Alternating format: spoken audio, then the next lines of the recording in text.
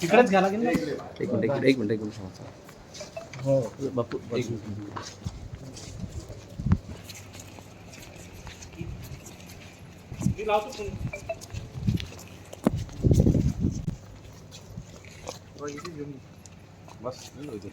पण आज माघार घेतला आहे का? उमेदवारी माघार घेतली. आमचे नेते देवेंद्रजी फडणवीस यांनी काल 1:45 वाजता मला फोन केला. मी सर्व काही सांगणार नाही, पण माझ्यावर अन्याय झाला हे तेवढंच मान्य आहे.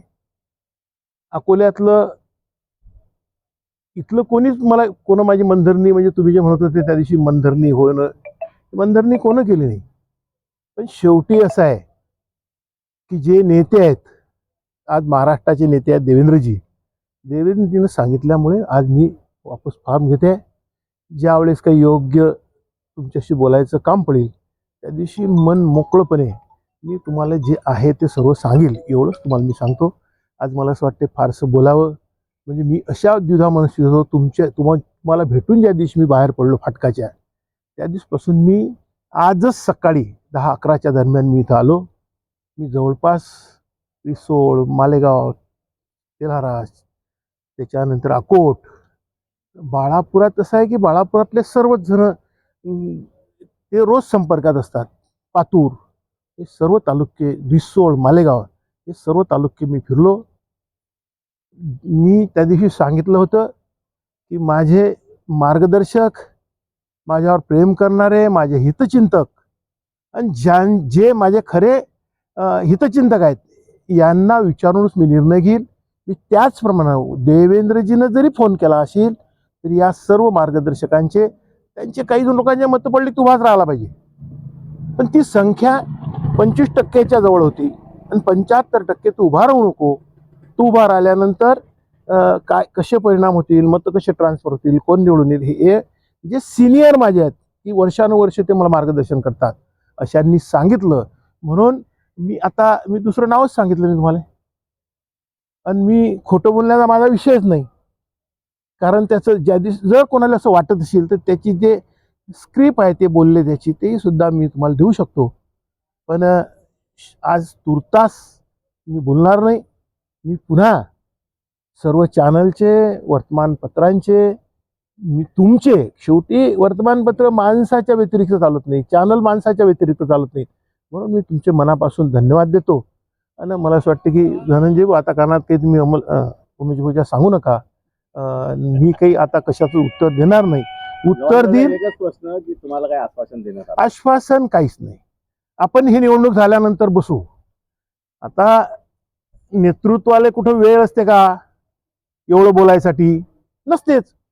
आणि माझा काही बोलून आता आमच्या मनावर काय देतील? मी तालुक्याच्या सरचिटणीसापासून, गावच्या सरपंचापासून तर विधानसभेपर्यंत गेलो.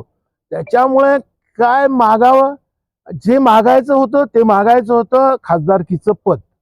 या जिल्ह्यातले 52% ओबीसी आहे. या 52% ओबीसीचे प्रश्न घेऊन सातत्यानं आपलं सरकार असो, विरोधकांचं सरकार असो, तर त्यांच्याशी संघर्ष करायचा आणि यांना न्याय मिळवून द्यायचा, हाच माझा खरा संकल्प होता. या जिल्ह्याचा जो विकास आहे तो विकास केला पाहिजे हेच माझ्या डोक्यात होतं. कारण की दररोज जात असताना 6 महिन्यात माझ्या गावचे टायर बदलावं लागतात. आता अजूनही 4-5 गड्डे किंवा अजूनही अपुरा तो रस्ता आहे. हे मनाला एक वेदना आहे, खंत आहे. 10 वर्ष 11 वर्ष माझ्या रस्त्याला झाले. 6 महिन्यात टायर बदलावं लागतात. त्यावेळेस पोरही सुद्धा म्हणतात की बाबा 15,000चं एक टायर, 15-60,000 6 महिन्यातून बदलले. माझं काही पेन्शन ते पुरत नाही, माझं पेन्शन पुरत नाही. म्हणून मग पोराला सांगायला लागते अरे बाबा गाडीचे टायर बदलले. गव्हाणकर साहेब, तुमची नाराजी दूर झाली आहे का आणि तुम्ही आता भाजपचा प्रचार करणार आहे? आता ते तर काळ वेळ हे ठरवत असते. मी आता ओबीसी, जसं तुम्ही ओबीसी नेते आहात, ओबीसी नाराज, पण मला असं वाटतं की खरंच ओबीसीवर अन्याय झाला. आणि मी त्या दिवशी सांगितलं की एखादा सिनियर, म्हणजे विलास आपले रणजित पाटील, रणधीर भाऊ सावरकर, त्याच्यानंतर विशाल गणगणे, यायला तिकीट भेटलं असतं तर मी एकदम खुल्या दिलानं कोणाचं काम केलं असतं. मी अजूनही सांगतो की घराणेशाही आहे, त्याच्यामुळे मी नाराज हो की नाही हो हे कसं काय सांगणार. माझ्या चेहऱ्यावर आता कुठे दिसत नाही नाराजी.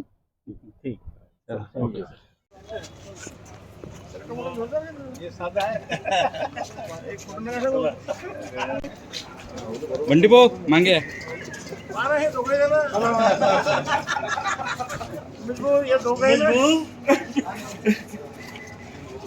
बंडी भाऊ मावर अन्याय झाला उमेश भाऊ, एवढं घंटा हे नाही केला.